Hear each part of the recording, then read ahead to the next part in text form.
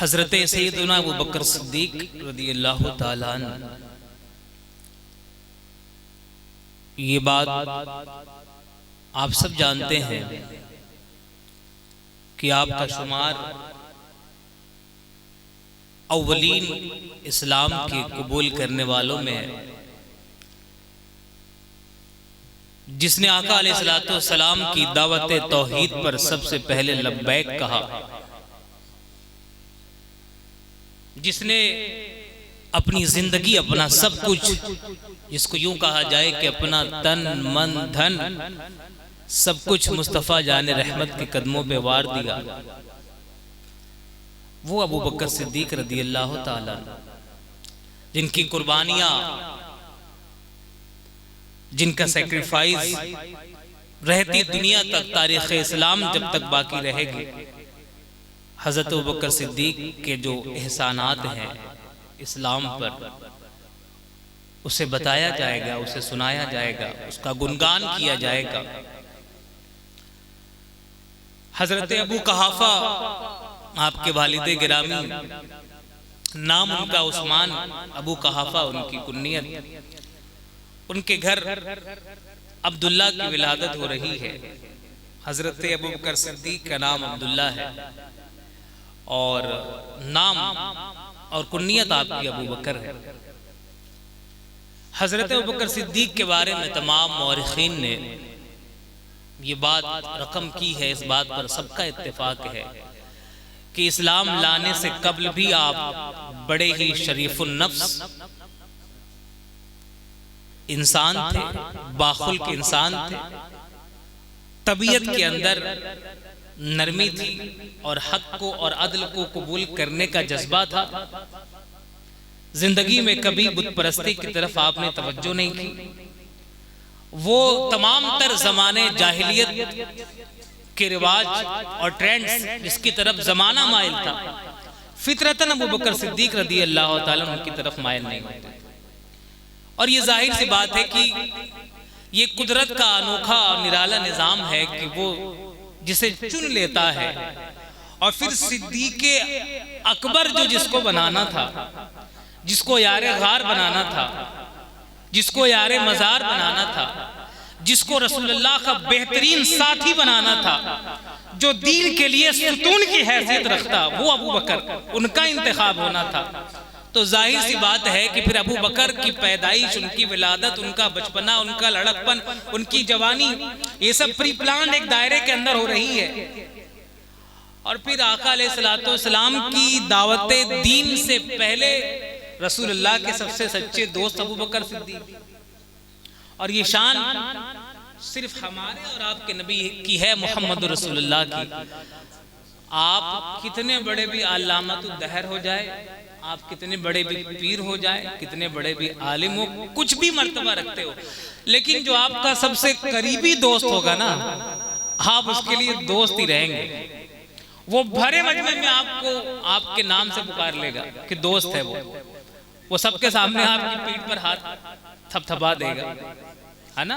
क्यों? आप उसके दोस्त हैं। आप कुछ भी हैं, आप DIG हैं, आप CID हैं, आप कुछ भी हैं आप, लेकिन वो जो दोस्त आपका है, वो दोस्त, क्योंकि आपकी एड़ी चोटी सब जानता है, तो कई बार दोस्त के सामने आदमी कुछ नहीं बोल पाता, यार ये तो सब जानता है, ये सब लोग तो मुझे पीर समझते हैं ना, लेकिन ये तो जानता है कि मैं अंदर बाहर कैसा हूँ, है ना? तो हमारे साथ ये मामला हो जाता है। तो दोस्त किसी को कबूल कर ले, दोस्त किसी की शख्सियत को मान ले, दोस्त किसी की पर्सनैलिटी को कबूल कर ले, और सिर्फ दोस्त नहीं, एक तो ये दोस्त जिसको कुरान ने साहिबी कहा, और एक साहिबती ही भी है। आप जानते हैं साहिबती ही कुरान की टर्मिनोलॉजी में किसको कहते हैं? यौम यफिरुल मरउ मिन अखीही व उम्मिही व साहिबतीही व बनीही। अब पहुंचे कि नहीं आप? साहिबती ही, जो आपके घर में रक्षा मंत्री है, जो आपकी ज़ौजा मोहतरमा है, हाँ, आप कितने बड़े भी अल्लामतुद दहर हो जाए, वो आपको नहीं कबूल करने वाले, है ना? वो कबूल नहीं करेंगे। दोस्त कबूल नहीं करता, बीवी कबूल नहीं करती आपकी पर्सनालिटी को। और एक तीसरी चीज और है, जो आपका सर्वेंट है, जो गुलाम है, जो नौकर है, वो आपकी पर्सनालिटी को कबूल नहीं करता। नौकर है आपका आप उसको रकम दे रहे हैं इसलिए सर झुकाए खड़ा रहता है। वो तो जानता है कि आप घर में कैसे हैं, वो आपकी शब रोज से वाकिफ होता है, वो आपकी पर्सनालिटी को नहीं मानता है। कुर्बान जाइए, हम जिस रसूल के मानने वाले हैं, सबसे पहले जो कलमा पढ़ता है दावत तौहीद पर, वो दोस्त अबू बकर सिद्दीक है। और जो औरत सबसे पहले कलमा पढ़ती है वो कोई और नहीं, घर की बीवी है। और जो गुलाम पहले कलमा पढ़ता है वो ज़ैद इब्न हारिसा है। ये तीनों चीजें, ये शान सिर्फ मोहम्मद रसूलुल्लाह की है कि शख्सियत को सबसे पहले माने तो दोस्त ने माना है, और घर में माना है तो ज़ौजा और बीवी ने माना है। इस शान हमारे और आपके नबी की है, मोहम्मद रसूलुल्लाह सल्लल्लाहु तआला अलैहि वसल्लम, है ना। अबू बकर सिद्दीक कैसे सच्चे साथी। अच्छा, अब ये भी समझ लीजिए कि ये सिद्दीक सिद्दीक जो कहते हैं, ये सिद्दीक क्यों कहते हैं, सिद्दीक का माना क्या है ना। एक तो माना बता दिया हज़रत ने सच्चा, लेकिन कुरान की टर्मिनोलॉजी में जो आयत करीमा मैंने पढ़ी है, उलाइकल्लज़ीना अनअमल्लाहु अलैहिम मिनन नबिय्यीना वस्सिद्दीकीना वश्शुहदाई वस्सालिहीन, है ना। अब देखिए तरतीब कुरान की है, अंबिया, नबिय्यीन, सिद्दीकीन, शुहदा, सालिहीन।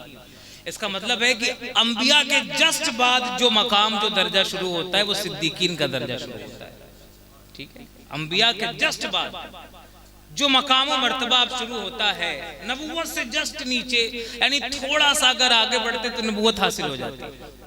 ये मर्तबा किसका होता है, सिद्दीकीन का होता है ना।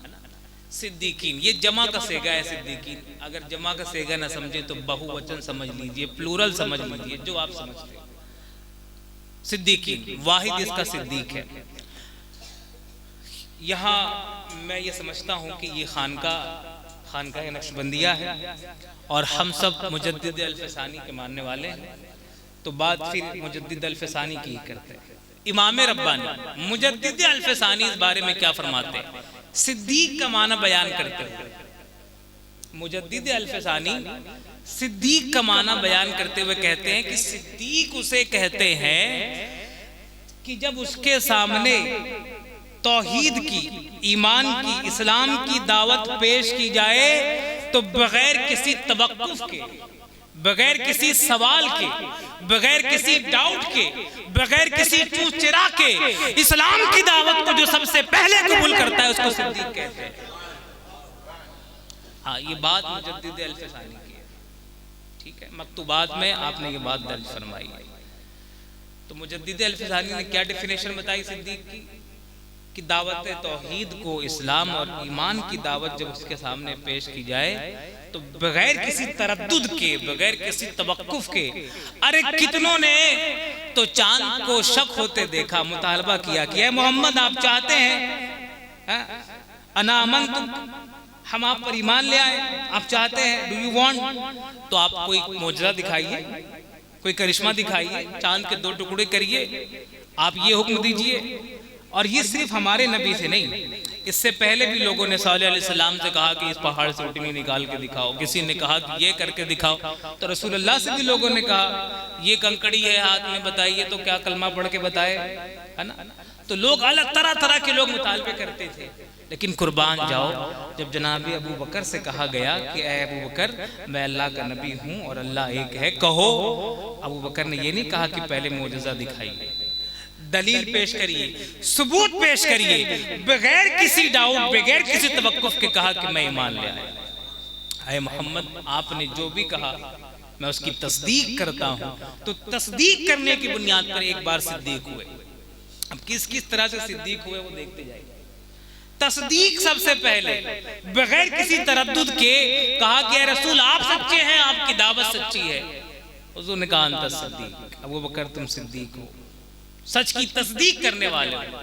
सादिक होना और है, सादिक होना, सादिक यानी आप सच्चे हैं, लेकिन इसी सच बात को सबके सामने कह सकते हैं।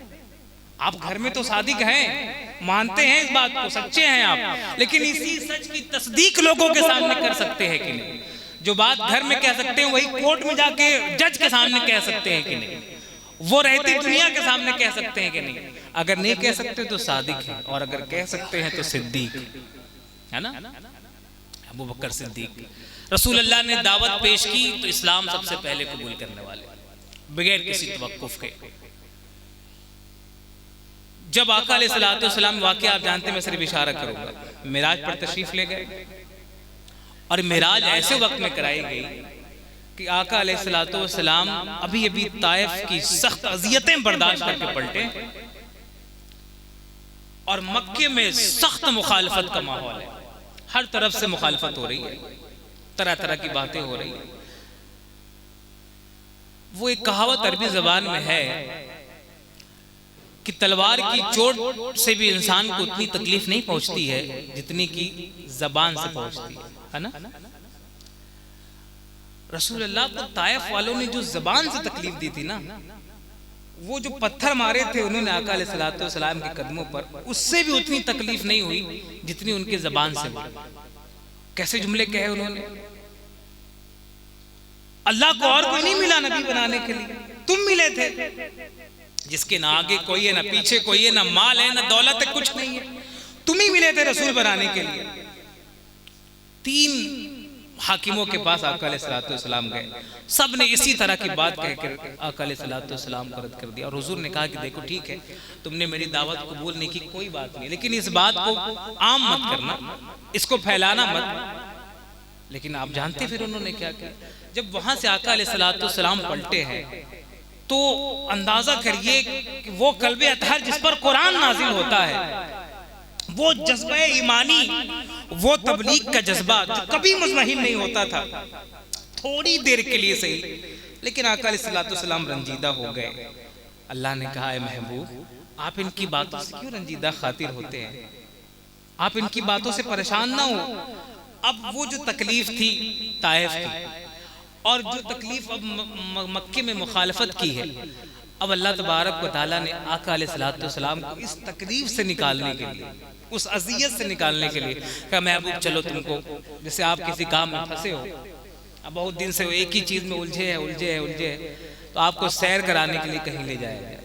तो हम और आप सैर करते हैं तो जमीन पर सैर करते हैं, हमारा रसूल जब सैर करता है तो आसमानों की सैर करता है, दना फतदल्ला की मंजिलें तय करता है, अल्लाह उन्हें अपना जलवा दिखाता है, अपने पास बुला, महबूब आओ मेरे पास, ये है मेरा रसूलुल्लाह। इसीलिए बुलाया जा रहा है कि वो जो बोझ है ना दिल पर एक, उसको कम कर दिया जाए। आइए आपको अपना जलवा दिखा देते हैं, अपना कुर बता कर देते हैं, आइए आपको आपका मकाम दिखा देते हैं। अरे वो मूसा थे जिन्होंने तूर पर आरज़ू की थी, रब्बी अरनी, अल्लाह मुझे दिखा, अपना जलवा दिखा। रब ने कहा मूसा नहीं देख सकते, कहा नहीं मौला देखना चाहता हूँ। फलम्मा तजल्ला रब्बुहु लिल जबल, जब अल्लाह ने पहाड़ पर तजल्ली डाली तो क्या हुआ, वो पहाड़ रेजा रेजा हो गया। वखर्रा मूसा सैका, और मूसा गिर पड़े। तो वहां मूसा को जब तजल्ली दिखाई गई तूर पर, और वो तजल्ली जात की नहीं थी, वो तजल्ली सिफात की थी, तो मूसा तो सिफात की तजल्ली न देख सके, तूर पर मुस्तफा को कहा गया कि तुम्हें तूर पर नहीं, किसी पहाड़ पर नहीं, तुम्हें अर्श आज़म पर बुलाएंगे, और वहां बुलाएंगे जहां जिब्रील भी नहीं जा सकते हैं। अरे मेराज में जिब्रील समझ पाए ना जिसको, अब तक ना खुला राज कि तुम कौन हो क्या हो, अब तक ना खुला राज कि तुम कौन हो क्या हो।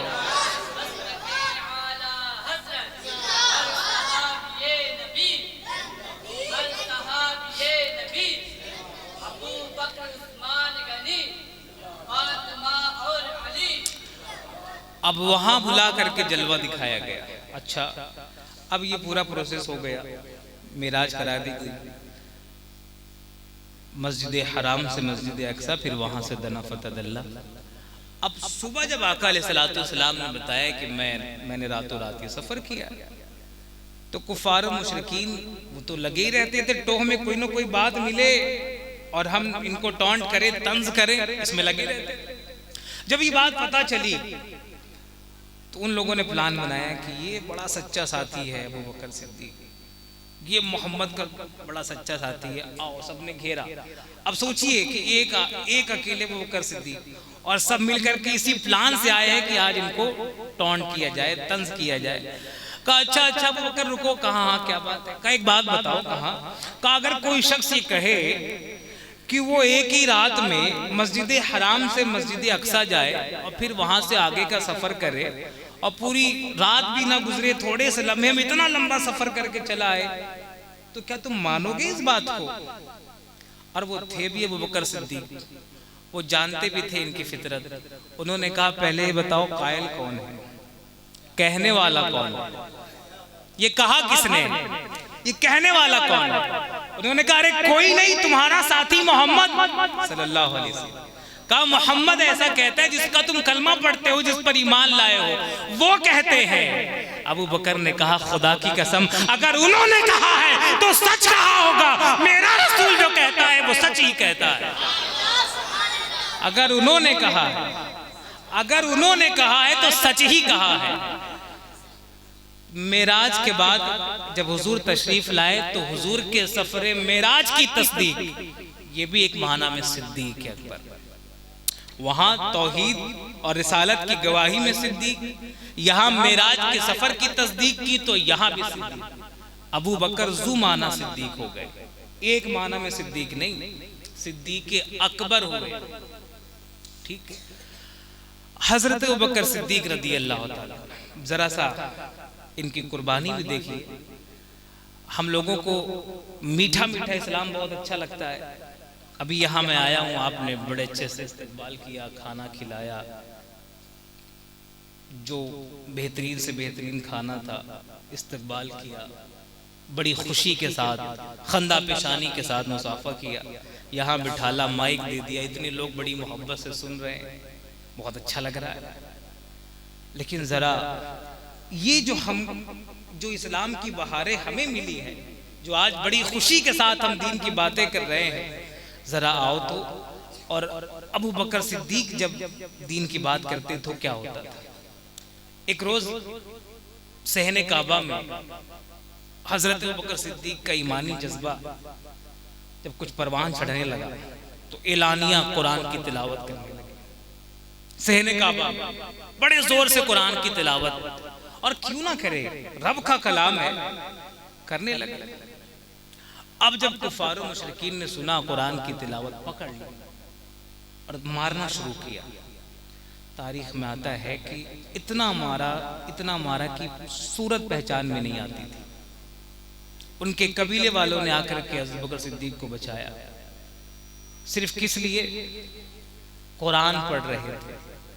आज हम कुरान पढ़े लोग फूल बरसाते हैं, आज हम कुरान पढ़े लोग नोट बरसाते हैं। अबू बकर कुरान पढ़ रहे हैं। और हजरत अबू बकर की कुरान पढ़ने की भी कहानी, क्यों इतना उनको तकलीफ है कुरान पढ़ने की? बाज़ दफा ऐसा भी हुआ कि लोग आकर के रसूलुल्लाह से कहते कि अपने ये साथी को कहें कि कुरान की तिलावत पोशीदा तौर पर किया करे, छुप के किया करे, धीरे किया करे, इसके लहजे में, इसके कुरान पढ़ने में इतना दर्द है, हमको लगता है कि कहीं इसके कुरान की आवाज सुन के हमारे बच्चे मुसलमान ना हो जाए। ऐसा कुरान पढ़ते थे अबू बकर सिद्दीक, है ना? तो कभी कुरान की तिलावत करते हुए तशद्दुद किया जाए, तकलीफ पहुंचाई जाए, कभी मुस्तफ़ा जाने आलम की हिफाजत में। और ये एक दो बार का वाक़या नहीं है। हमें अगर दीन और इस्लाम के नाम पर मस्जिद में या कभी एक दो बार झगड़ा फसाद हो जाए या दीन के नाम पर कुछ, हम सबसे पहले भागते हैं कि अपनी जान बचाओ। मौलाना साहब जाए बाद में, हम तो अपनी जान तो बचा ही ले जाए। आका अलैहिस्सलाम से जब कुफार मुशरिकीन ने बदतमीजी की, हजरत अबू बकर सिद्दीक आ गए बीच में, तो उन्होंने हुजूर को तो कुछ नहीं कहा, इनको पकड़ लिया और इनको तकलीफ पहुंचाना शुरू की, मारना शुरू किया, हत्ता कि बेहोश हो गए। लोग उठा करके ले गए। जब घर पहुंचे, होश आया तो एक ही सदा आपकी ज़बान पर थी, यही कहते थे, मुझे ये बताओ मेरे हुजूर कैसे हैं? कैसी मोहब्बत है आका अलैहिस्सलाम से। मुझे ये मत देखो कि मुझे कितनी तकलीफ पहुंची, मुझे क्या हुआ, ये बताओ कि हुजूर कैसे है, मेरे आका कैसे है। तो लोगों ने खबर दी कि आका अलैहिस्सलाम सही सलामत है, अब उनकी जान में जान आई। तो गोया इस तरह अगर कहा जाए कि हजरत अबू बकर सिद्दीक को आका अलैहिस्सलाम से इतनी मोहब्बत थी, इतना लगाव था कि ये दो जिस्म अलग अलग थे मगर एक जान समझते थे, इतनी मोहब्बत थी इस्लाम के लिए। ये जज्बा जो था अबू बकर सिद्दीक रज़ी अल्लाह ताला अन्हु के अंदर, अपनी जान और माल सब कुछ कुर्बान करने का जज्बा। इस्लाम लाने के बाद जिन बड़े लोगों ने, सब ऐसा नहीं कि इस्लाम ले आए, इस्लाम कबूल किया, घर में जाके बैठ गए, नहीं, फिर उसकी तबलीग में लग गए, उसकी नशो इशात में लग गए।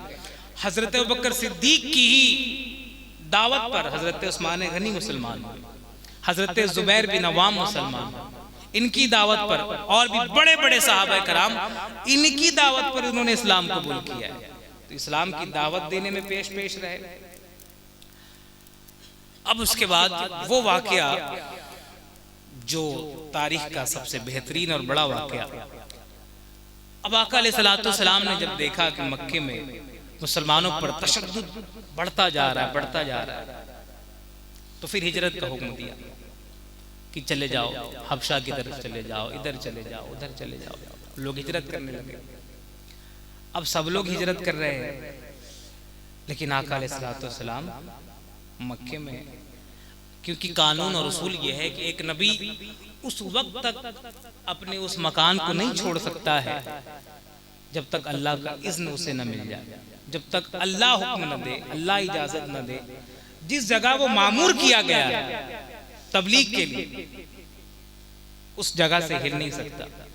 यही हुआ था हजरत यूनुस अलैहिस्सलाम के साथ। आप सोचते होंगे कि उनको मछली के पेट में डाल दिया गया, मछली के पेट में चले गए। कैसे चले गए, क्यों चले गए? हुआ यही कि जिस जगह अल्लाह तबारक व तआला ने उन्हें मामूर किया था, बगैर इज़्न इलाही के वहां से चले गए। और इसकी दलील अगर आप मुझसे मांगेंगे, सूरतुल कलम में अल्लाह तबारक व तआला ने मोहम्मद रसूलुल्लाह से फरमाया, जब इतने मसाइब व अलाम रसूलुल्लाह पर तोड़े जा रहे थे, उनके चाहने वालों पर, तो अल्लाह ने क्या कहा पता है? मुस्तफ़ा जान आलम से कहा, वला तकुन का साहिबिल हूत, कहा उस मछली वाले की तरह ना हो जाना, छोड़ के ना भाग जाना। क्या कहा? उस मछली वाले की तरह ना हो जाना, यहाँ से छोड़ के ना चले जाना। वो गए तो उसकी पादाश में अल्लाह तबारक व तआला ने मछली के पेट में इतने दिन डाल दिया। तो फिर दुआ करते रहे, रब्बना ज़लमना ला इलाहा इल्ला अंता सुब्हानका इन्नी कुन्तु मिनज़ ज़ालिमीन, तो अल्लाह ने निजात बख्शी। लेकिन यहाँ मुस्तफ़ा जान आलम तकलीफ पहुँचाई जा रही है। हज़रत यासिर की शहादत, हज़रत सुमैया की शहादत, दीगर साहब कराम की शहादत, ये सारा कुछ हो रहा है। अब हुजूर ने हिजरत का हुक्म देना शुरू किया। हज़रत अबू बकर सिद्दीक उम्मीद में थे कब अल्लाह का इज़्न आ जाए। बड़ी ख्वाहिश थी रसूलुल्लाह के साथ। जब हुजूर ने एक दिन उनको फरमाया कि अबू बकर मेरे हिजरत के साथी तुम हो, खुदा कसम तड़प गए, रो पड़े। हुजूर मैं आपका साथी हूँ हिजरत की रात, हिजरत के लिए मैं आपका साथी हूँ। कहा हाँ तुम साथ। उस दिन से मुंतजिर थे। 2 ऊँट बड़े मोटे ताज़े बिल्कुल तैयार करके रखा हुआ था कि जिस दिन हुजूर कहेंगे कि आज हिजरत करना है, ये ऊँट पेश करूंगा, बड़ी शाबाश मिलेगी कि हाँ अबू बकर तुमने तो तैयारी पहले से कर रखी है। बड़ा खिला पिला के 2 ऊँट तैयार कर रखा था। एक दिन आका अलैहिस्सलाम बिल्कुल दोपहर के वक्त चटकती हुई धूप में देखा कि हुजूर तशरीफ ला रहे हैं। सर पर हुजूर ने कपड़ा डाला हुआ है। और अहले अरब के यहाँ दोपहर के वक्त विजिट करना, किसी के घर जाना, ये उनकी रिवाज के खिलाफ है, उनके ट्रेंड के खिलाफ है। ऐसा नहीं करते। आराम का वक्त होता है, कैलूला का वक्त होता है। हम तो किसी के घर कभी भी चले जाते हैं और हम लोग दरवाज़ा भी नहीं नॉक करते हैं, ये खिलाफ सुन्नत है। जब किसी के यहाँ जाएं तो नॉक करके जाएं, जब तक अंदर से आवाज़ ना आए दाखिल ना हो। तो जब हुजूर को जब देखा इस वक्त आते हुए, तो समझ गए कि बात कुछ ऐसी ही है। हुजूर तशरीफ लाए। हुजूर ने कहा अबू बकर वो दिन आ गया। कहा या रसूल अल्लाह इजाजत मिल गई क्या हिजरत की? बेताबी देखी। कहा हाँ अबू बकर मिल गई। अब जैसे ये कहा रसूलुल्लाह ने, उन्होंने कहा हुजूर मैंने 2 ऊँटनियां बिल्कुल मोटी ताजी फरबा तैयार करके रखी हिजरत के लिए, एक आपके लिए एक अपने लिए। हुजूर ने कहा कि हाँ हाँ अबू बकर अच्छी बात है, लेकिन सुनो मैं जो इस्तेमाल करूंगा मैं उसकी कीमत अदा करूंगा। आका अलैहिस्सलाम का अंदाज़। हुजूर ने क्या फरमाया? मैं जो इस्तेमाल करूंगा उसकी कीमत अदा करूंगा। जैसे ही हुजूर ने ये कहा, हज़रत अबू बकर तो रो पड़े। कहा हुजूर ये ऐसी मुगायरत मेरे साथ? ऐसी मुगायरत, मेरा सब कुछ तो आपका है, मेरी जान भी आपकी है, मेरा माल भी आपका है, मेरा वजूद आपका है, फिर भी आप ऐसी बात कहा अबू बकर कि मेरी खुददारी इस बात की इजाजत नहीं देती, जो मैं सवारी इस्तेमाल करूंगा उसकी कीमत अदा करूंगा। बहरहाल हुज़ूर सल्लल्लाहु ने उनकी सवारी कबूल कर ली। अब हिजरत की रात जब आका अलैहिस्सलाम निकले, आप गारे सोर पहुंच गए। तफसील की तरफ मुझे नहीं जाना है, खास बात यहाँ से आप तक पहुंचानी है। अब गारे सोर में जब पहुंचे तो कुरान मजीद ने कहा कि 2 में का दूसरा इज़हुमा फिल गार सानियस नहीं, बुखार में दाखिल हुए। हम और आप जब पीर साहब के साथ चल रहे हो, हजरत के साथ चल रहे हो अपने, तो हम पीछे पीछे चलते हैं, हजरत को आगे आगे चलाते हैं। और इसको क्या समझते हैं? अदब तो यही है ना, या तो कम से कम आगे ना चले, बराबर में चले, और अदब है तो वो आगे आगे चले, हम पीछे पीछे चले। लेकिन ये अदब हर जगह नहीं है। अब गार में दाखिल होना है, आका अब कुरान क्या कह रहा है कि 2 में का दूसरा, तो आप दूसरा किसको कहेंगे? 2 में का दूसरा, दूसरा कौन है? हर चीज में तो अव्वल रसूलुल्लाह है, तो दूसरा अबू बकर सिद्दीक होना चाहिए, है ना? लेकिन यहां नहीं, यहां अव्वल गार में इंटर होने के एतबार से, गार में दाखिल होने के एतबार से हजरत अबू बकर सिद्दीक ने यहाँ अदब नहीं दिखाया कि हुजूर आप पहले जाएं, ये अदब नहीं था। अरे गार के अंदर क्या है? कोई मूजी जानवर है, कोई तकलीफ पहुंचाने वाली चीज है, क्या चीज आप पर अटैक कर दे, क्या चीज नुकसान पहुंचा दे? हुजूर आप बाहर ठहरे, मैं पहले अंदर जाता हूँ। बात समझे आप? हम और आप होते तो हजरत आप ही पहले आगे चले, लेकिन अबू बकर थे, अपनी जान से ज्यादा रसूलुल्लाह की जान अजीज। हुजूर आप बाहर ठहरे, पहले मैं अंदर जाता हूँ, पहले खुद अंदर तशरीफ ले गए। और फिर आप जानते हैं वो सारे सुराख उन्होंने अपने कपड़ा सब चाक करके उसको भर दिया। उसके बाद फिर हुजूर को कहा कि हुजूर अब आप तशरीफ लाए। जब मुतमईन हो गए कि अब सेफ है, अब आप अंदर तशरीफ लाइए। अब हुजूर जब अंदर तशरीफ लाए तो फिर वो आप जानते हैं कि सांप ने काटा, वो अपनी जगह। अब आका अलैहिस्सलाम, गार जो होती है, गार आपने अगर कभी गार देखी हो, अरब में जो लोग गए हैं वो जानते हैं, गार यूं होती है नीचे। आका अलैहिस्सलाम अबू बकर सिद्दीक गार में है। हज़रत अबू बकर फरमाते हैं कि अगर वो अपने कदमों को भी देख लेते, अपने पैरों की तरफ, तो वो हमें देख लेते। इतने करीब वो हमारे पहुंच गए थे। अब हज़रत अबू बकर सिद्दीक को अपनी जान का खौफ नहीं था, नहीं, अपनी जान का खौफ होता तो पहले गार में क्यों आता? ये था कि आका अलैहिस्सलाम को कोई तकलीफ न पहुंचाए। अबू बकर सिद्दीक रज़ियल्लाहु ताला अन्हु हुजूर के हवाले से कहा कि हुजूर कहीं ये हमें देख न ले, कहीं हमें पकड़ न ले। तो अब फिर कुरान ने कहा इज़ यक़ूलु लिसाहिबिही, कि फिर अब मुस्तफ़ा जाने आलम ने अपने साहिब से कहा, अपने साथी से कहा। हजरत अबू बकर की सहाबियत कुरान मजीद की इस आयत से वाज़ेह होती है और उनकी फजीलत वाज़ेह होती है कि जब मुस्तफ़ा ने अपने साथी से, अपने साहिब से कहा ला तहज़न, खौफ न कर, गम न कर, इन्नल्लाह माना, अरे अल्लाह हमारे साथ है, गम क्यों करता है? मेरी जान का गम न कर। और ये नहीं कहा कि इन्नल्लाह मइया, ये भी कह सकते थे कि अल्लाह मेरे साथ है। नहीं, अल्लाह मेरे साथ नहीं है। माना, जो लोग अरबी ज़बान पढ़ते हैं वो जानते हैं कि यहाँ ज़मीर, नहनो की ज़मीर इस्तेमाल हो रही है। अल्लाह सिर्फ मेरे साथ नहीं है अबू बकर, हमारे साथ अल्लाह है, अल्लाह हमारी हिफाजत करने वाला है, तो परेशान क्यों होता है? लिहाजा हुआ यही कि वहां पर अल्लाह तबारक व तआला के हुक्म से मकड़ी ने जाला बुन दिया, कबूतरी ने अंडा दे दिया। उनको लगा कि यहाँ कोई कैसे इंटरव्यू नहीं हो सकता। अच्छा, एक खास बात यहाँ गार में ये है, अहले तसव्वुफ बैठे हैं, ठीक है, उन्होंने देखा, वो चले गए, तो 3 दिन गारे सोर में रुकने की क्या जरूरत थी? 3 दिन और 3 रात गारे सोर में रहने की क्या जरूरत थी? वो चले गए, इधर से निकल जाते। ये 3 दिन क्यों? यहाँ पर एक सूफियाना नुक्ता समात करे। आका अलैहिस्सलाम दरअसल इन 3 दिन में 3 रातों में हजरत अबू बकर सिद्दीक को तसव्वुफ के राज़ो न्याज़ सिखाना चाहते हैं। अपनी खलवत और अपनी तन्हाई अता करके वो सब कुछ बताना चाहते थे जो मजमे आम में नहीं बता सकते थे, जो लोगों के सामने नहीं बता सकते थे। अपने सीने अलम नशरा में जो राज पोशीदा थे, आज उस राज को खोलकर अबू बकर के सीने में उंडेलना चाहते थे। इसलिए 3 दिन 3 रात मुस्तफा गारे सोर में थे। आज वो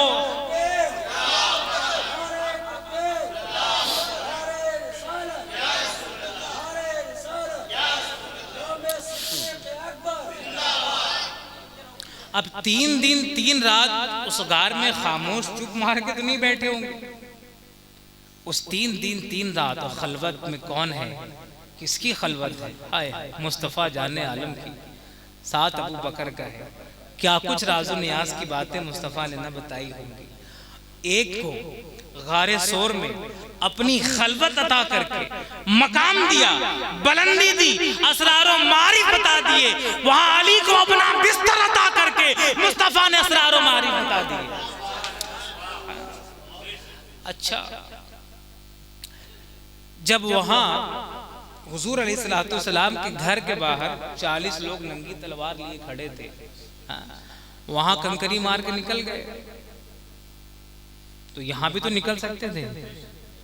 जो रसूल वहां निकलने पर कादिर था कि वो अंधे हो गए, आंख रख के भी नहीं देख सके, तो फिर यहां भी हुजूर निकल जाते। लेकिन यहां मकसूद कुछ और, यहां मकसूद सिद्दीक अकबर को मकाम अता करना था, अपनी खलवत अता करके असरार मारिफ अता करने थे, इसलिए ये सारी चीजें अता की। अब इसके बाद जब आगे बढ़े तो फिर मदीने मुनव्वरा जब पहुंचे, अब सबसे पहले ही आप जानते हैं कि मदीना पहुंचने के बाद सनतो हिजरी में ग़ज़वे बद्र हो रही है, जंगे बद्र हो रही है। जंगे बद्र में भी थोड़ी मोड़ी कुर्बानी नहीं है, सिद्दीक रज़ी अल्लाह ताला। सारे लोग मैदान में हैं और जो रसूलुल्लाह के साथ है यहाँ भी, जो हुजूर की मुहाफ़ज़त में लगे हैं, अबू बकर सिद्दीक हुजूर के लिए साया बनाया, हुजूर के लिए छप्पर लगाया, साथ रसूलुल्लाह के मुहाफिज की तरह हुजूर के साथ अबू बकर सिद्दीक रज़ी अल्लाह ताला। अच्छा, अब आप देखिए, इंसान को अपनी जान, माल, औलाद, ये 3 चीजें अजीज होती हैं। और कुरान ने भी कहा, ज़ुय्यिना लिन्नासि हुब्बुश शहवाति मिनन निसाई वल बनीन, है ना, कि इंसान के अंदर ये चीज रखी गई है कि वो अपनी औरतों से, बच्चों से, माल से, इन चीजों से मोहब्बत करता है। लेकिन ईमानी जज्बा, रसूलुल्लाह की मोहब्बत, उसके सामने अबू बकर ने सिर्फ माल नहीं लुटाया। जरा देखिए, जंगे बद्र में उनका अपना बेटा भी है, अब्दुर्रहमान इब्ने अबू बकर, और वो कुफ्फार और मुशरिकीन की तरफ से। इधर अबू बकर सिद्दीक रज़ी अल्लाह ताला। एक रोज उनके बेटे ने कहा कि बाबा जान, अच्छा हुआ आप बद्र के दिन मेरे सामने नहीं आए, या उसने कहा कि आप मेरे सामने आए थे मगर मैंने छोड़ दिया। हज़रत अबू बकर सिद्दीक ने कहा कि खुदा की कसम, अगर तू मेरी तलवार के नीचे आता तो मैं तेरी गर्दन मारने में जरा बराबर भी दरेक नहीं करता। औलाद की मोहब्बत बाद में, मुस्तफ़ा के दीन की मोहब्बत पहले, मुस्तफ़ा के दीन की अफजलियत पहले। ये जज्बा ईमानी, यानी औलाद और माल, दुनिया हर शय से बढ़कर दीन उन्हें महबूब था, वो अबू बकर सिद्दीक रज़ी अल्लाह ताला। वाक़यात बहुत सारे हैं दरमियान में, लेकिन मैं समझता हूँ कि वक्त की किल्लत भी है, चंद बातें और समाप्त करें। हज़रत अबू बकर सिद्दीक रज़ी अल्लाह ताला, वो तो आप जानते हैं कि जब कभी माल देने की बारी आई, इतना आपने अता किया। खुदा अलैहिस्सलाम फरमाते हैं कि मेरे दीन को जितना फायदा अबू बकर के माल से पहुंचा है, किसी और के माल से नहीं पहुंचा है। गुलाम आजाद करने की बात थी तो हम और आप आमतौर से सुनते हैं कि हजरत बिलाल को आजाद कराया। सिर्फ हजरत बिलाल को नहीं, हजरत जुनैरा को भी उन्होंने आजाद कराया। हजरत बिलाल के अलावा 4 तकरीबन गुलाम साहबा, उनकी आदत थी कि वो माल देते थे, गुलाम आजाद कराते थे। जो लोग इस्लाम का कलमा पढ़ चुके हैं, अब उन्हें गुलाम नहीं रहने देते थे, अपना माल दे करके उन्हें आजाद कराते थे। और आपके इस अमल की तस्दीक करते हुए कुरान मजीद ने कहा वसयुजन्नबुहुल अत्क़ल्लज़ी युती मालहु यतज़क्का, वो शख्स अनकरीब जहन्नम की आग से आजाद कर दिया जाएगा जो अपना माल अल्लाह की राह में खर्च करके सुथरा करने वाला है। मुफस्सिरीन ने कहा कि अल्लाह ने अबू बकर सिद्दीक को मुत्तकी नहीं अत्क़ा कहा है। अत्क़ा अगर आप नहीं समझते तो जिस तरह आपके यहाँ अंग्रेजी जबान में सुपरलेटिव डिग्री होती है ना, गुड बेटर बेस्ट, तो बेस्ट के बाद भी कुछ है, उसी तरह हमारे यहाँ अरबी जबान में इसमें तफजील होती है, इसमें तफजील का सेगा होता है। उस आप सब जानते हैं जो उलमा है, अल्लाहु अकबर जब आप कहते हैं तो अकबर क्या है, इसमें तफजील का सेगा है। कबीर इसी से बना, अकबर सबसे बड़ा, अल्लाह सबसे बड़ा है, अत्का सबसे बड़ा मुत्तकी। किसने कहा अबू बकर को? अल्लाह ने कहा वसयुजन्नबुहुल अत्क़ल्लज़ी युती मालहु यतज़क्का, उसका माल सुथरा हो जाए इसलिए वो अल्लाह के राह में अपना माल खर्च करता है। जब औलाद की बारी आए, जान की बारी आए, माल की बारी आए, सब कुछ अबू बकर दांव पे लगाने को तैयार है। ऐसी मोहब्बत आका अलैहिस्सलातु वस्सलाम से और उनके दीन से है। अब एक बड़ा नाजुक वक्त आया मदीने में, और ये वो नाजुक वक्त है कि बड़े बड़े साहिब इस्तिकामत के भी पैर मुज़महिल हो गए, कमजोर पड़ गए। और वो कौन सा वक्त है जब रसूल हाशमी हमारे आका व मौला जनाब अहमद मुज्तबा मोहम्मद मुस्तफ़ा सल्लल्लाहु ताला अलैहि वसल्लम इस दारे फानी से कूच करने लगे। जब हुजूर अलैहिस्सलातु वस्सलाम का विसाल हुआ ज़ाहिरी, अब आप अंदाजा करें कि फिर आज वो इस दुनिया से जा रहा है, कायनात जिसके लिए बनी, सहाबा जिसे अपनी जान मान बैठे, अपना ईमान मान बैठे, अपना सब कुछ मान बैठे, आज वो रुखसत हो गया है। आज मदीने की गलियों में चीखो पुकार है।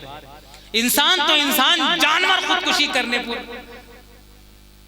मजबूर हो गया है। आज एक कोहराम बरपा है मदीने की गलियों में, एक कयामत की मची हुई है। उमर जैसा जरी साहबी तलवार निकाल करके गलियों में आ गया, खबरदार किसी ने कहा कि मोहम्मद रसूलुल्लाह इंतकाल कर गए, उसकी गर्दन मार दूंगा मैं। आज साहबा के होश खो बैठे। ऐसे वक्त में अल्लाह ने जिस मर्दे मोमिन और बंदे मोमिन को खड़ा किया है लोगों को संभालने के लिए, लोगों को दीन पर वापस लाने के लिए, उनके होश को बाकी रखने के लिए, वो कोई और नहीं सिद्दीक अकबर की ज़ात बाबरकत। हज़रत अबू बकर सिद्दीक खड़े होते हैं, बेहतरीन तारीखी खुतबा आपने दिया, उन्होंने कहा लोगों सुनो, खबरदार याद रखो, तुम में से जो शख्स भी मोहम्मद सल्लल्लाहु अलैहि वसल्लम की इबादत करता था तो वो जान ले कि वो इंतकाल कर गए, और जो अल्लाह की इबादत करता है और करता था तो वो जान ले वह हय्युल कय्यूम, अल्लाह जिंदा रहने वाला है, हमेशा बाकी रहने वाला है। जो मोहम्मद सल्लल्लाहु अलैहि वसल्लम की इबादत करता था तो जान ले उनका इंतकाल। अगर तुम अल्लाह की इबादत करते थे तो तुम्हारा अल्लाह जिंदा रहने वाला है। होश में लाया लोग। और कुरान की आयत पढ़ी, वमा मुहम्मदुन इल्ला रसूल कद खलत मिन क़ब्लिहि रसूल, मोहम्मद नहीं है मगर सिर्फ रसूल। अरे वो खुदा नहीं है, अल हय्यु कय्यूम उनकी सिफत नहीं है, वो तो रसूल है। और उनसे पहले भी कितने रसूल आए, वो भी दुनिया से चले गए। अब होश के नाखून साहब, वरना हुजूर के विसाल का आलम। एक सहाबी अपने बाग में पानी दे रहे थे, किसी ने खबर दी माता रसूलुल्लाह सल्लल्लाहु अलैहि वसल्लम कि आका अलैहिस्सलातु वस्सलाम का विसाल हो गया। जैसे ही उसने ये सुना तो उसने हाथ उठा दिया, कहा अल्लाह अगर अब मोहम्मद रसूलुल्लाह की जात ही नहीं है तो मैं इन आंखों का क्या करूंगा। अल्लाह इज़हब बसरी, अल्लाह तू मेरी आंखों की रोशनी छीन ले। ये आंख किस काम की जब जात मुस्तफा को ये नहीं देखेंगी। इतना कहना था कि उनकी आंखों की रोशनी सल्ब कर ली। आप अंदाजा करें इस तरह के जज्बात थे सहाबा के रसूलुल्लाह के लिए। लेकिन मोहम्मद रसूलुल्लाह हुजूर अलैहिस्सलातु वस्सलाम के बाद तमाम सहाबा ने हजरत अबू बकर सिद्दीक की बैत की, उनको खलीफा, उनको हाकिम मुकर्रर किया गया। इस बात पर अहले सुन्नत का इजमा है। और आका अलैहिस्सलातु वस्सलाम ने अपनी जिंदगी के आखिरी अय्याम में, जब आप मर्ज में मुब्तला थे, उस वक्त आपने कहा कि इमामत अबू बकर सिद्दीक कराए। इमामत कौन करेगा? इमामत नायब किया करता है। आपने अपनी गैर मौजूदगी में अबू बकर सिद्दीक को इमामत का मुसल्ला अता किया। और कुर्बान जाए, एक रोज़ हज़रत अबू बकर सिद्दीक मुसल्ला इमामत पर है, आका अलैहिस्सलाम तशरीफ़ लाते, सहाबा कराम यूं अपनी हथेलियों से उंगलियां बजाने लगे। हज़रत अबू बकर सिद्दीक समझ गए कोई तो बात है कि सहाबा अपनी उंगलियां बजा रहे हैं। आका अलैहिस्सलाम तशरीफ़ लाते हैं, अबू बकर सिद्दीक रज़ी अल्लाह ताला पीछे हटने लगते हैं। हुजूर ने कहा कि अबू बकर इमामत कराओ, इमामत कराओ, नमाज कायम रखो। हज़रत अबू बकर सिद्दीक पीछे हट गए। उन्होंने कहा कि अबू कहाफा के बेटे की ये मजाल नहीं कि मोहम्मद रसूलुल्लाह के आगे नमाज पढ़ाए। ये हज़रत अबू बकर सिद्दीक का अदब देखिए आका अलैहिस्सलाम के हवाले से। बेशुमार मौके आपकी ज़िंदगी में ऐसे हैं कि आपने सच्चे साथी होने का, वफादार होने का सबूत पेश किया है, और उसका इनाम क्या मिला? वो जो गारे हिरा के साथ से लेकर गारे सूर तक पहुंचा, फिर वो यार कब ये बर्दाश्त करता कि इस दुनिया से जाने के बाद वो यार मज़ार भी न बने? हाँ? जो यार गार हो, फिर वो यार मज़ार कैसे ना हो? तो मुस्तफ़ा जाने आलम ने अपने साथ रखा अबू बकर सिद्दीक को, कहा तू दुनिया में भी मेरे साथ था और तू यह दुनिया से जाने के बाद भी मेरे साथ रहेगा। हुजूर के विसाल के बाद अब क्या हुआ? इधर तो ये इनको संभाला ना, इधर मुसलमानों को संभाला, और उधर जब मुसैलमा कज़्ज़ाब जैसे लोग झूठे नबूवत के दावे करने खड़े हो गए, आका अलैहिस्सलाम के विसाल के बाद जो कमजोर तरीन ईमान वाले थे, जो सुने सुने जिसने इस्लाम कबूल किया था, एक तरफ इस्लाम की धारा बह रही है, सुना मुसलमान हो गए। हुजूर के विसाल के बाद कितने लोग इस्लाम से फिर गए, इर्तिदाद का शिकार हो गए, इस्लाम से फिर गए। औरतों तक ने नबूवत का ऐलान कर दिया, मर्द तो छोड़िए, औरतों तक ने नबूवत का ऐलान कर दिया, हम भी नबी हैं। अब इस जो झूठे नबूवत के दावेदार खड़े हुए और जो इर्तिदाद के लोग खड़े हुए, इन सब का किला कमा जिसने किया, उस जात का नाम अबू बकर सिद्दीक है। और जब मुनकिरीन ज़कात खड़े हो गए, लोगों ने कहा नमाज पढ़ेंगे, अबू बकर ज़कात नहीं देंगे। हजरत उमर ने कहा हजरत बकर से कि हुजूर नरमी करिए, नरमी करिए। आपने कहा हजरत बकर सिद्दीक ने कि खुदा की कसम, अगर ये लोग जो रसूलुल्लाह को देते थे वो मुझको नहीं देंगे, अगर उसमें एक ऊंट की रस्सी की भी कमी करेंगे, मैं इनके साथ जंग करूंगा। और आपकी ये सख्ती और शिद्दत है कि लोग सलात और ज़कात दोनों पर कायम रहे, वरना बाज कहते थे, आज जैसे हो गया ना, आज हम ये कहते तो नहीं है, लेकिन किसी के लिए नमाज पढ़ना आसान हो गया, किसी के लिए ज़कात देना आसान हो गया। जिसको माल से ज्यादा मोहब्बत है उसने कहा नमाज पढ़ लो, ज़कात से डंडी मार लो। और जिसको बाज़ औक़ात किसी ने ऐसा किया कि ज़कात दे दी, उसके लिए मस्जिद आना मुश्किल है, तो वो नमाज से डंडी मार रहा है। अगर आप सिद्दीक़ अकबर के दीवाने हैं, मोहम्मद रसूलुल्लाह के मानने वाले हैं, तो मेरा नहीं ख्याल कि आपको सलात और ज़कात दोनों को अलग अलग करना चाहिए। आप ज़कात की भी अदायगी करें और सलात की भी अदायगी करें। हाँ, मस्जिद में सिर्फ जुमा के दिन न जाया करें कि लोगों को पता चल जाए कि हाँ ये भी मुसलमान है, इसीलिए तो जुमा को जाते हैं, फिर और क्यों जाते हैं? जुमा को क्यों मस्जिद जाते हैं?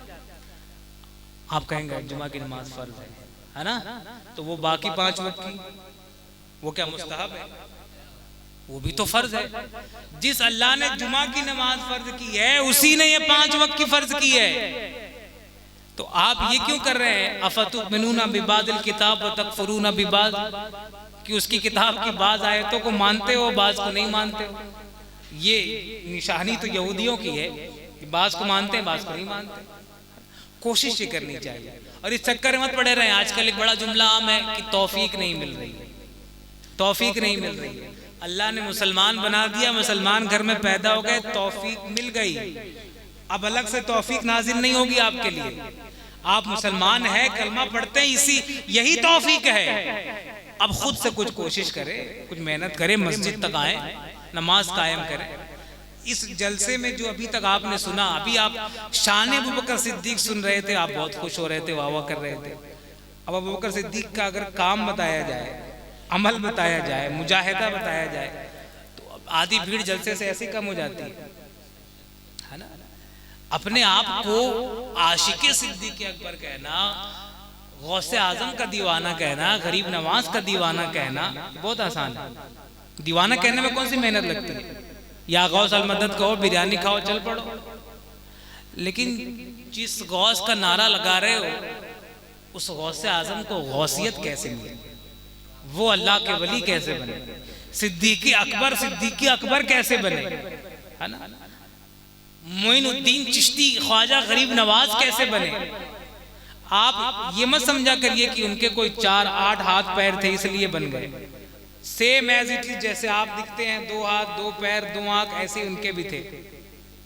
कोई अलग से 10 सर उनके पास और दिमाग नहीं थे, जितने आपके पास थे उतने वहां भी थे। कोई अलग मखलूक नहीं थी। आपको भी अल्लाह ने वैसे ही बनाया। आप ये मत समझिए कि आप कोई अल्लाह का वली नहीं हो सकता। बाबे नबूवत बंद हुआ है, बाबे विलायत बंद नहीं हुआ।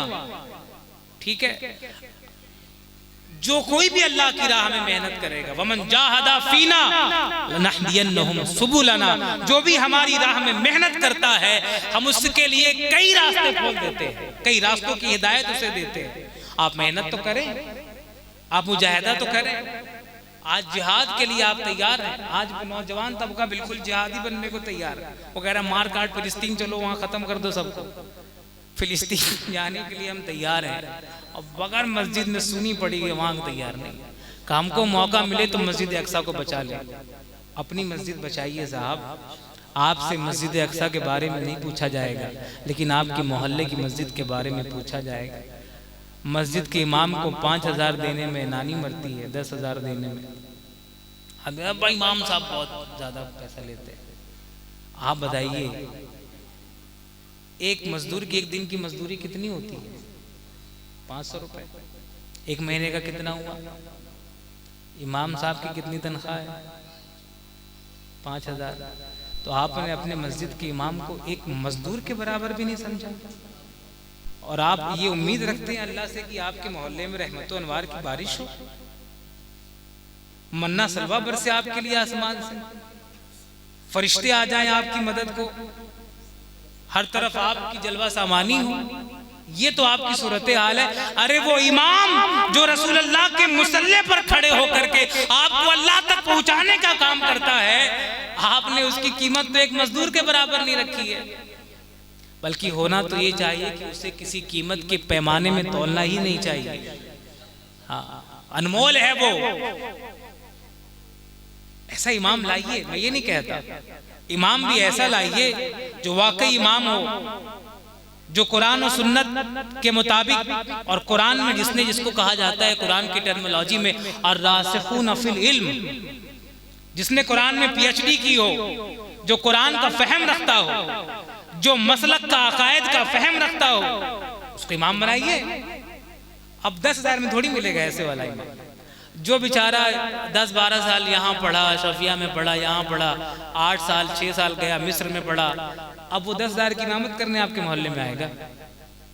वो जो अच्छे आलिम होते हैं, क्रीम क्लास प्योर, वो तो फिर सोचते हैं कि कहीं 60-70 हज़ार की अच्छी से हमको प्रोफेसर वाली जॉब मिल जाए। वो इमामत क्यों करेंगे? क्योंकि इमामत का मियार तो हमने गिरा दिया है ना। आप सोच रहे होंगे कि ये आप अबू बकर सिद्दीक से किधर चले गए। तो ये वो अबू बकर सिद्दीक जो दीन दे के गए थे, वो जिम्मेदारी कुछ हमारे कांधों पर भी तो है कि सिर्फ नारा लगाने की जिम्मेदारी है।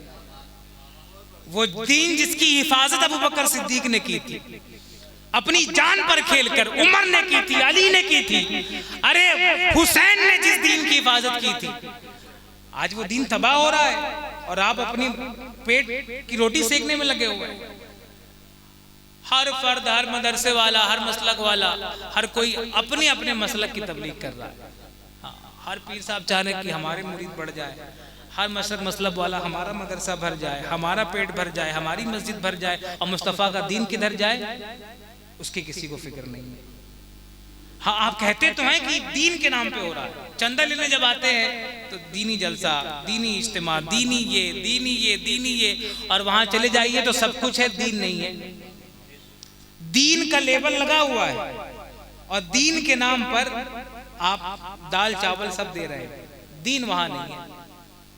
आपकी एक दस्तरखान पर हम दावत करें, आपको बुलाएं अपने घर, कहें दावत है आपकी खाने की, और खाने के दस्तरखान पे हम सब कुछ ना रखे, अचार और चटनी रख दें, कई किस्म का रख दें, पूरा दस्तरखान अचार चटनी के अलग अलग अकसाम से भर दें। अब आपसे क्या हजरत बिस्मिल्लाह करिए, तो आप हमारा मुंह देखेंगे हैरत से, कहेंगे हजरत कैसा मजाक कर रहे हैं, आपने दावत दी है खाने की, तो ये चटनी अचार इसके अलावा कुछ है ही नहीं है, असल खाना कहाँ है, वो तो लाइए, अरे रोटी लाइए, दाल लाइए, चावल लाइए, असल लाइए।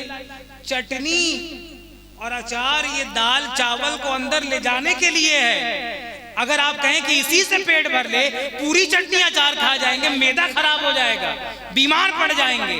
हमारी सूरत हाल दीन के मामले में ऐसे ही है।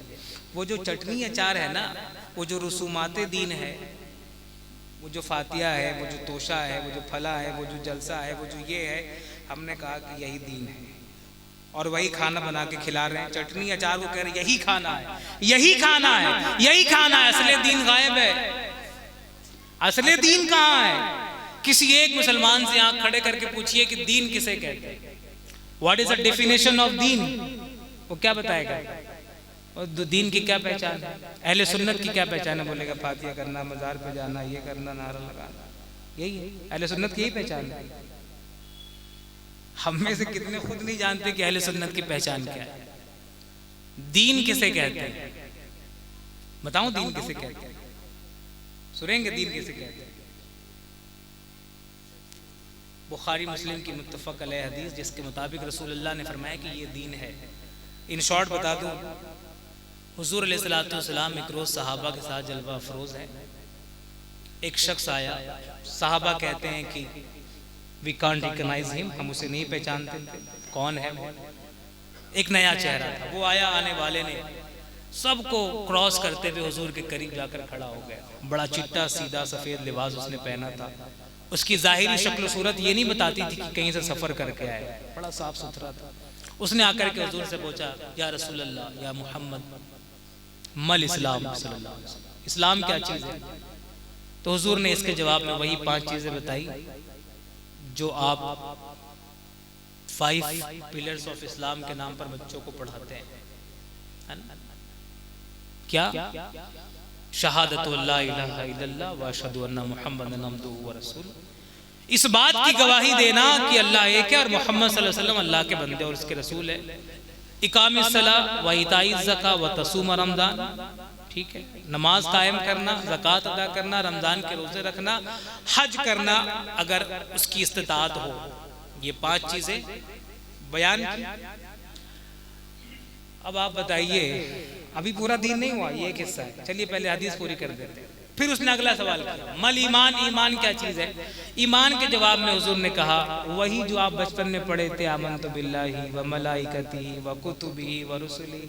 सबको याद है ना? है ना? तो ये तो इसीलिए पढ़ाया गया था कि सिर्फ बचपन में याद करके सुना दे उस्ताद को, उसके बाद भूल जाए। अब पढ़िए इसको और दिल की आंखें खोल करके पढ़िए। अभी तक तो सिर्फ इन आंखों से पढ़ा था, अब पढ़िए, अब अक्ल के दरीचों को खोल कर पढ़िए। आमन्तु बिल्लाह, मैं अल्लाह पर ईमान लाया। कैसे? कमा हुआ भी अस्माइही व सिफातिही, जैसा कि वो है अपने नामों के साथ और अपनी सिफात के साथ, ऐसे ईमान लाए अल्लाह पर कि अल्लाह रहमान है, अल्लाह रज़्ज़ाक़ है। इस पर यकीन है कि अल्लाह रज़्ज़ाक़ है? बताइए, यकीन है अल्लाह रज़्ज़ाक़ है? जब इस पर यकीन है तो दुकान बंद करके मस्जिद क्यों नहीं जाते? अजान होते रहती है, बैठे रहते हो। आप तो इसलिए नहीं जा रहे हो ना मस्जिद, इधर बंद करूंगा तो कस्टमर ग्राहक सब लौट जाएगा, नुकसान हो जाएगा। और फिर आप कह रहे हो कि अल्लाह रज़्ज़ाक़ है। आप कहिए ना, दुकान रज़्ज़ाक़ है, गल्ला रज़्ज़ाक़ है, मालिक रज़्ज़ाक़ है, जिसके यहाँ काम करते हैं वो रज़्ज़ाक़ है। अल्लाह कहाँ रज़्ज़ाक़? दुकान रज़्ज़ाक़। अगर अल्लाह की रज़्ज़ाक़ियत पर यकीन होता तो अज़ान की आवाज सुनकर अपनी दुकानें बंद करके मस्जिद की तरफ जाते। फफिर्रू इलल्लाह, अल्लाह का हुक्म आ गया, दौड़ो उसकी तरफ, वो रज़्ज़ाक़ है। अगर यकीन होता तो मानते कि अगर अल्लाह चाहेगा तो जितने कस्टमर उतनी देर में लौट गए हैं, अल्लाह उससे ज्यादा अता करने वाला है। वमन यतवक्कल अलल्लाह फहुव हस्बुह, जो अपने रब की जात पर भरोसा रखता है उसका रब उसके लिए काफी है, काफी है। अबू बकर बद्र के मैदान में ये सहाबा क्यों कूद गए 1000 के मुकाबले में, जिनके पास बेसरो सामानी है, कुछ नहीं है, तलवार भी सही से नहीं है, और उनके मुकाबले में आ गए जो तीर तलवार धनुष सब लिए हुए हैं। तो मदीने के यहूदियों ने तंज किया कि तुम सुसाइड करने जा रहे हो, और ये सुसाइड ही तो है, आप बगैर किसी तीर के बगैर किसी सामान के आप उतर जाए मैदान में। उन लोगों ने तंज किया कि कहाँ जा रहे हैं भाई, 1000 का लश्कर है, तुम 313 हो, तुम्हारे पास न सवारी है न तीर है न तलवार, कुछ नहीं है, किसके भरोसे जा रहे हैं। अब जो सहाबा ने जवाब दिया, हफीज जालंधरी ने उसका नक्शा बांधा है, जरा सुनिएगा सहाबा ने क्या जवाब दिया और समझिएगा अल्लाह की जात पर यकीन कैसा होना चाहिए। हफीज जालंधरी ने कहा, न तेगो तीर पर तकिया, तेग कहते हैं तलवार को, तीर तो आप जानते हैं, न तेगो तीर पर तकिया, न खंजर पर, न भाले पर, अरे भरोसा है तो इस सादा सी काली कमली वाले पर। अरे तुम क्या समझते हो, हम तीरों तलवार के भरोसे नहीं जा रहे, हम तो उसके भरोसे जा रहे हैं जिसको अल्लाह ने हक के साथ महफूज किया है हमारे दरमियान में। हम अल्लाह के इस रसूल के भरोसे जा रहे हैं। यकीन है इतना? हमें आज कहा जाए उतरने के लिए, हम अपना घर नहीं छोड़ रहे। फज्र की अजान हो गई, नमाज हो गई, पूरा मोहल्ला सो रहा है और इसको हम ऐब नहीं समझते। हमारे यहाँ नमाज छोड़ना ऐब नहीं है, किसी के पीछे नमाज पढ़ लेना ऐब हो जाता है। नमाज छोड़ना ऐब है? नहीं है ना? पूरा मुआशरा नमाज छोड़ता फिरे, कोई किसी को फिक्र नहीं है, और कहीं किसी के पीछे पढ़ लिया कि ये तो निकल गया, है ना? सबकी वो आपकी फिक्र है, लेकिन मेरा, आप जिसको अपना इमाम समझते हैं, आपके अकीदे के मुताबिक अपनी घर की बगल की मोहल्ले की मस्जिद जहाँ, लेकिन नमाज कायम करो, अकीमुस्सला। पूरे कुरान में एक जगह दिखा दो अल्लाह ने कहा हो तोशा करो, फातिहा करो, बड़े धड़ल्ले के साथ जुलूस करो, कहीं है कुरान में, हदीस में? और कुरान में नमाज कितनी जगह है? तो फिर आप क्या कर रहे हैं? नमाज छोड़े हुए आप, फजर गई, जोहर गई, असर गई, मगरिब गई, ईशा गई, कोई फर्क नहीं पड़ रहा है। आप कहेंगे तो हरी मौलाना बताते हैं नमाज पढ़ो, आप कुछ नया बताइए, तो कुछ नया कुरान लाओ, तो कुछ नया बताएं। कुरान में तो यही है, पहले नमाज तो कायम करिए, और फिर नमाज के बड़े दर्जात हैं। नमाज भी बहुत तरीके की होती है, पहले शुरू करिए, नर्सरी वाली पढ़िए, फिर वो मस्तों की नमाज फिर पढ़ाई जाएगी कि पढ़ोगे नमाज, सर रखोगे सजदे में, और मकाम तुम्हारा वो होगा जिसको हुजूर ने कहा अस्सलातु मेराजुल मोमिनीन, नमाज में मोमिनों की मेराज है। वहां मेराज के लिए तो इतनी मंजिलें तय करनी पड़ी, और तुमको तोहफा दे दिया, कहा यहीं से मेराज होगी। आप नहीं चाहते मेराज करना, आप सोते रहिए। आज नौजवान वो अपना स्टेटस रोज लगाता है, जो जिम करता है ना, आज मैंने इतना उठाया, 60 kilo, 80 kilo, 120 kilo, 150 kilo, story लगा रहा है सुबह शाम इंस्टाग्राम पे, वेट लिफ्टिंग कर रहा है। वो जो जिम में सुबह 4 बजे जाके 5 बजे जाके 180 किलो 80 किलो का वेट उठाता है, वो फज्र की अजान के लिए अपना 2 किलो का कम्बल उठा करके मस्जिद नहीं जा पाता, और वो अपने आप को ताकतवर कहता है। मुस्तफ़ा जाने आलम फरमाते हैं कि फज्र की 2 रकात जो सुन्नत है ना, सुन्नत कबलिया फज्र की, वो दुनिया जहान के तमाम खजानों से बेहतर है ना? दुनिया जहान का तमाम खजाना बढ़ रहा है, आप सो रहे हैं, है ना?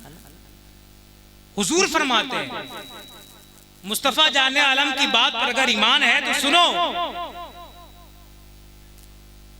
मन सल्ला सुबह फहुव फी जिम्मतिल्लाह, जिसने सुबह की नमाज कायम की वो पूरा दिन अल्लाह के जिम्मे करम में होता है। आप नहीं चाहते कि आप अल्लाह के जिम्मे करम में रहें, तो कायम करिए ना। आप जिस वली से मोहब्बत करते हैं खूब मोहब्बत करिए, लेकिन ये सारी मोहब्बतें गौसे आजम से, गरीब नवाज से, अबू बकर सिद्दीक से, ये सारी मोहब्बतें ये निस्बतें अमल सिखाती हैं, बेअमली नहीं सिखाती। अगर आप कहते हैं कि मैं गौसे आजम का दीवाना हूं, बेनमाजी हैं, तो झूठे हैं आप। अगर आप कहते हैं कि मोहम्मद रसूलुल्लाह का दीवाना हूं और नारा लगाते हैं रसूलुल्लाह के नाम कर, और उधर जाकर के आप हराम और हलाल की तमीज किए बगैर माल गसब करते हैं, इसका निचोड़ते हैं, उसका खाते हैं, झूठ बोलकर कारोबार करते हैं, बिजनेस करते हैं और मुसलमान की इज्जतें उतारते हैं, आप आशिक रसूल नहीं है, आप झूठे हैं, बेनमाजी और आशिक रसूल। हराम और हलाल की तमीज किए बगैर अपना पेट भर रहे आशिक रसूल, पड़ोसी का हक मार के बैठे हो आशिक रसूल, भाई का हक नहीं दे रहे हो आशिक रसूल, बहन का हक नहीं दे रहे आशिक रसूल। हम इधर उधर वालों का हक मार के चले गए उम्रा करने, वाह वाह वाह, उम्रा मकबूल हो जाएगा। भाई की जमीन नहीं दे रहे, उम्रा करने गए। अम्मा घर में बीमार है, अब्बा बीमार है, उन बेचारों बूढ़ों के पास इलाज के लिए पैसा नहीं है, हजरत चले गए अजमेर शरीफ चादर चढ़ाने। अब्बा राजी नहीं है, माँ नाराज है, वो बीमार है, आप गए ख्वाजा को राजी करने, लात मारेंगे ख्वाजा तुम्हारी चादर पर, तुम्हारे से अकीदे पर। अगर यही अपने घर में होते और माँ बाप की खिदमत कर रहे होते, वैसे करनी से पूछो माँ की खिदमत क्या होती है। अरे मुस्तफा की सोबत में नहीं गए, सहाबियत के इतने बड़े मनसब से रुक गए, सिर्फ किस लिए? माँ की खिदमत के लिए। आप माँ की खिदमत छोड़कर, बीमार माँ को छोड़कर आप अजमेर जा रहे हैं। ऐसा दीन नहीं दिया मुस्तफा ने हमें, ये कोई और दीन है आप लेकर के आए। हुजूर का दीन हर एक के हक की पासदारी सिखाता है, अल्लाह का भी हक, बंदों का भी हक। हाँ, अगर आप अपने वालिदैन की खिदमत करते और यहीं से ख्वाजा गरीब नवाज की तरफ मुतवज्जो होते, खुदा की कसम ख्वाजा गरीब नवाज की वो तवज्जो आपको हासिल होती जो वहां जाके हासिल नहीं होती, है ना। आज मजार के अंदर 70 चादर है और मजार के दरवाजे पर एक शख्स ठंडी के दिनों में ठिठुर रहा है, उसके तन पर कोई चादर नहीं। जिसको चादर की जरूरत नहीं है, बेनियाज है वो, और वो जिसको चादर की जरूरत है हम उसकी छीन रहे हैं, उसको देने को तैयार नहीं। मैं चादर चढ़ाने के खिलाफ नहीं, मेरे बाप दादा की भी मजार है, मैं भी चढ़ाता हूँ। एक चादर काफी है। जरूरत इस बात की है कि जिनके सरों पर चादर नहीं, वो बच्चियां जिनके निकाह नहीं हो रहे, बुढ़ापे की दहलीज को पहुंच गई है, आप 10 लाख लगा के अपनी बेटी की शादी करते हैं, उस 10 लाख में 3 शादियां भी हो सकती हैं। ये कॉन्सेप्ट इस्लाम देता है, खुशियां बांटने का देता है, अकेले खाने का नहीं देता। इस्लाम बांट कर खाने को सिखाता है। हमारा रसूल, हमारा दीन बांट कर खाने को सिखाता है। बल्कि इससे आगे बढ़े तो सूफिया तो खुद भूखे रहकर दूसरों को खिलाने वाले हैं। आप साबिर कलियरी को भी तो मानते हैं, तो सिर्फ नाम के मानते हैं। साबरी सिर्फ नाम के रह गए, कादरी सिर्फ नाम के रह गए। नाम ही नाम है जो कुछ है हकीकत के सिवा, बस हमने टाइटल लगाया हुआ है नाम के आगे, चिश्ती, साबरी, निजामी, कादरी, फलां फलां फलां फलां। और उन बुजुर्गाने दीन की तालीमात से हमारा कोई लेना देना नहीं। असल में वही उन बुजुर्गाने दीन का मानने वाला है जो उनकी तालीमात को फॉलो करता है, जो उनकी तालीमात को फॉलो करता है, उसकी नश्र व इशाअत करता है। आज की गुफ्तगू का माहसला पैगाम यही है। अल्लाह तबारक व तआला ने इनाम किया है नबीयीन पर, सिद्दीकीन पर, शुहदा पर, सालिहीन पर।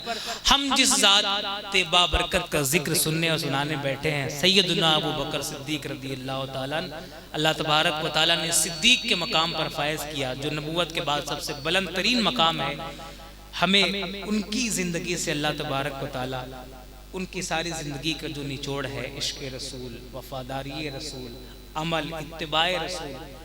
एक जुमले में अगर ये बात कही जाए कि कुरान मजीद में अल्लाह ने फरमाया, मैं युतिइर रसूल फ़क़द अता अल्लाह, जिसने रसूल की इताअत की उसने अल्लाह की इताअत की। अपने आप को रसूल अल्लाह की इताअत में खपा देने वाली ज़ात का नाम अबू बकर सिद्दीक है।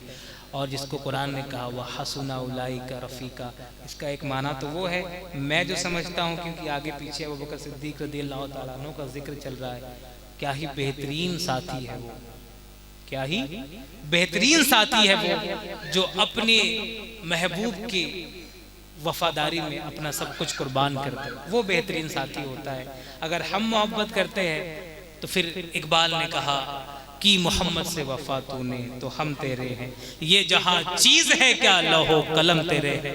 वाखिरु दवाना अनिल हम्दुलिल्लाह।